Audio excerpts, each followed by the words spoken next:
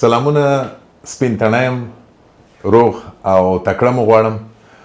د لندن په شمال کې یو ځای ته راغلی یو چې غواړم د افغانانو په موضوعاتو د یو قانوني وکیل سره وغږیږم. انور قاضي دلته د افغانانو سره سروکار لري او غواړم چې دی په دې راته وغږیږي چې د افغانانو ستونزې څه دي. په ځانګړې توګه تاسو به حتما اورېدلي وي چې افغانان چې بهر ته راځي دا طلاق ډېرېږي د دوی په منځ کې، کورنۍ سره بېلېږي او طبعا کورنۍ په دې کې ډېره مهمه موضوع ده او د کورنیو جوړښت او ټینګښت دا زموږ دپاره ډېره مهمه ده د افغانانو لپاره. قاضي صاحب اول خو مننه چې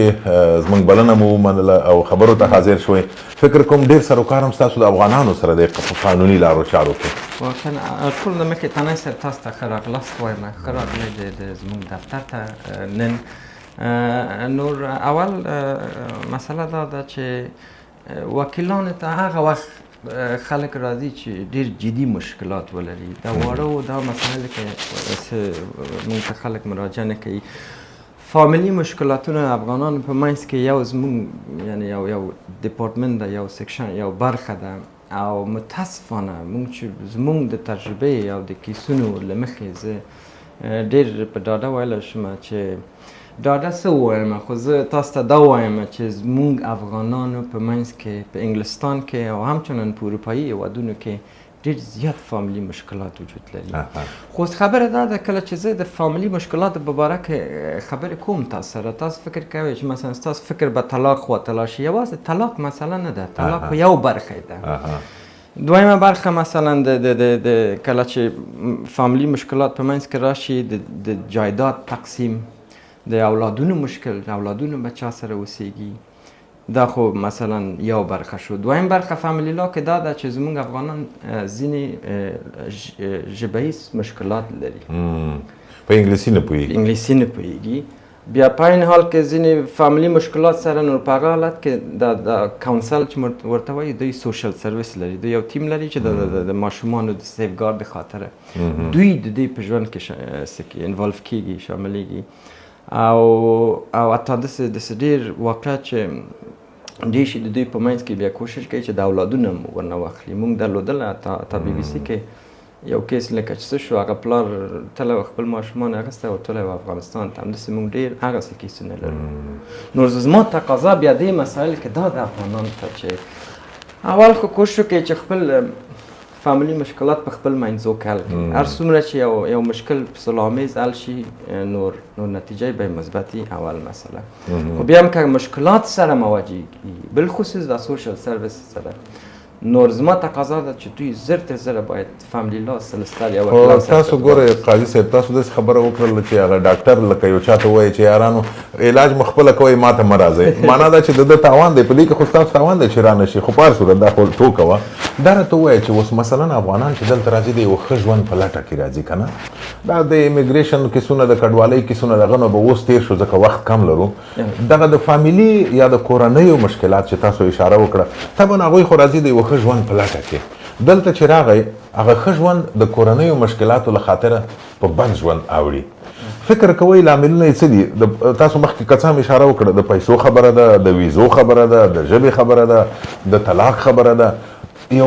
څوک غواړي چې راشه انګلستان ته او دلته فکر کوي چې دلته خو آرام ژوند دی، اسوده به اوسېږم. هغه خبر نه وي چې سبا ښځه له سړي نه جلا شوي، ماشوم له پلاره جلا شوی وي، پلار له لور نه ورک وي. نو دغه مشکلات د څه شي په نتیجه کې راځي؟ وخت چې دلته آرامه ټولنه وایو نو خو باید آرام ژوند ولري. ولې تاسو راته وویل مخکې چې برعکس د افغانانو ژوند کورنی ژوند یې ډېر خراب دی. ولې؟ مخکې د نه دا ټول فامیلي مشکلات کې منفي تاثیرات په اولادونو باندې ډېر زیات. دویم خبره دلیل دا ده چې ولې. نو اول زه به وایم چې کلتوري فرقونه، قانوني فرقونه، قانون هلته یو رقم و دلته بل رقم ده. دویم مسله دا ده چې توقعات لږ زه فکر کوم ډېر دي. وایي خارج ده او قانون ده او منابع دي او دولت ده، یعنی یو د دلایل نه دا هم ده. او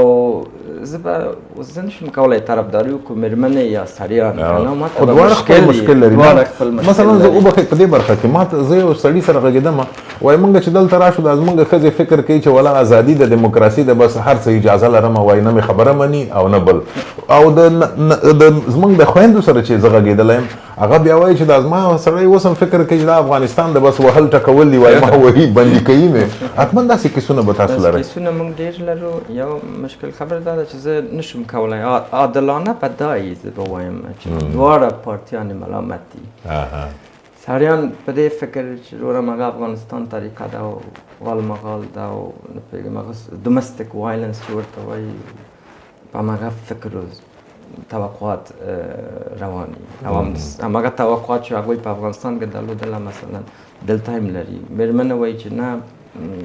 کنه نشي برداشت کولی هغه مشکلات او دویمه زه فکر کوم چې یو بل دلیل باید اقتصادی سیفگارد ده افغانستان که خو یو مشکل و مثلا کنه که بلیدل اقتصاد مسئله و مثلا ولفیر ستیت نو یعنی معاش و بنفیت داشتن نو دلته خو معلوم ده چې وروره بې کور هم نه پاتې کېږي بې پیسې هم نه پاتې کېږي خو په هر حالت کې فامیلي مشکلاتو کې غیر تاوان زه فکر کوم ګټه نشته ډېر منفي تاثیرات په دواړه په مېرمنو هم لري په سړیانو هم لري او بالخصوص د اولادونو آینده کې خو یو بل یو دریم نظر هم شته په دې برخه کې مخکې تاسو اشاره وکړه ښځې خپل دلایل لري نارینه خپل دلایل لري یو بل دلیل هم شته دریم دلیل او هغه دا دی چې هیڅ ضرورت نه لرم چې زه چاته مجبور اوسېږم زه آزاد ژوند لرم نو هیڅ خبره نه ده که مثلا زما میړه زما خبره نه مني خپل د خپله لاره زما خپله او نارینه هم وایي چې یاره نو نه کېږي نو څنګه یې کوې بس چې ښځه مې نه مني ورځي دې په خپله لاره دا دریمه لاره څنګه درته ښکاري ولا دریمه لاره هم شته خو په عین حال کې خو موږ خو په کلونو کلونو وکیل هستو همدغه رشته ده او په همدغه قانوني مسایل کې کار کوو بیا موږ داسې کیسونه هم لیدلي دي چې دا مشکلات راغلی ده بېلتوب بېل شوي دي او دا ده بیا څو کاله بعد دواړه پکې مان شوي دي ستاسو خبره هم صحیح ده یعنی یو څو فیصده داسې هم فکرونه دي که چېرته داسې یو خدای نخواسته دا خبرې خو راځي هم او را روانې دي په آینده کې به هم وي مثلا سره بېلېږي ښځه او مېړه سره بېلېږي ماشوم چاته ورکوي معمولا دا نو ډېر مغلق ایریا فلا ده او د دې ځواب داسې لنډه ځواب ورکول یعنې موږ دپاره ډېر مشکل ده یو قانون داسې مسله ده چې قانون داسې وایي سټریټ لاین نه ده زیګزاګ لاین ده نور نظر په حالاتو ده دا نه ده دا یو غلطه مفکوره ده چې اکثر مېرمنې فکر کوي چې اولاد مور ته ورکوي نه خیر نه په فیملی لا کې وایي د اولاد بهتري چا سره ده مور سره ده که اولاد سره ده خو بهتري طبیعي ده له مور سره وي که نه بهتري نور نظر په اولاد ده یو نظر په اولاد ده کار کوي مدیکل طبي څه مشکلات لري څه مریضي لري ژبهیز مسایل کنه او دا خبر نه ده چې دواړه افغان مېرمنې افغان سړیان دواړه لساني ژبهیز مشکلات لري نور کور محکمې ججان دلته اکثره نظر په دې ده چې د اولاد بهتري چا سره ده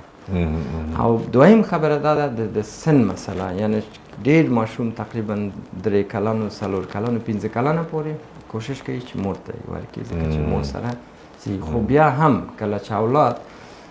یا مور ته ورکوي یا پلار ته ورکوي مقابل پارټي ته حتما وخت ورکوي یعنې ورځ تقسیمیږي چې دومره ورځې به دا ماشوم به مور سره او دومره به پلار سره وي مګر که چیرې دا د کورنۍ مشکلاتي یا داسې ماشومان ته کوم خطري یا د مور طرف نه یا د پلار طرف نه نور بیا هغه حقوق محدودیږي تر دې حده پورې چې کولی شي خپل ماشوم وګوري خو منتها یو دریم کس به دوی سره به ناست وي